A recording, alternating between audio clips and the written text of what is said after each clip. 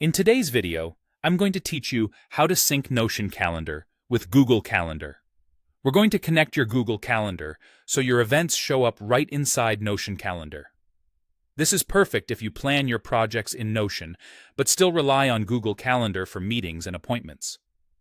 By the end, you'll be able to see everything in one place and understand exactly what does and doesn't sync. First, open Notion Calendar, the dedicated calendar experience for Notion. If you already use it, just launch it the way you normally do. Once you're in, head to the calendar settings. You'll typically find this as a gear or settings option in the app. Inside settings, look for the option that says Add Calendar Account. That's the place where you connect outside calendars. Choose Google as the account type. You'll be prompted to sign in and authorize access with your Google account. Go ahead and confirm those permissions so Notion Calendar can read your events. If you have multiple Google accounts, make sure you pick the one that holds the events you want to see. If you're asked to confirm access, review the prompt and allow it so the connection can complete. After you authorize, give it a moment. Your Google Calendar events will start appearing in Notion Calendar. You'll notice your meetings, reminders, and other Google events lining up on the dates they belong to, right alongside events you create in Notion.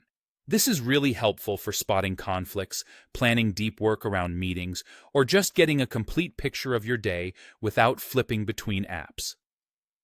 Here's an important note about how this sync works.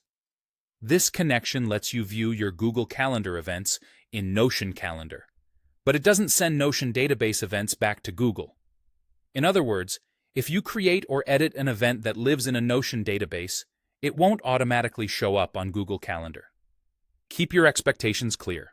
This is primarily a one-way view of Google events inside Notion Calendar, not a full two-way sync for database items. If you don't see your events right away, try refreshing the app or checking that you authorized the correct Google account.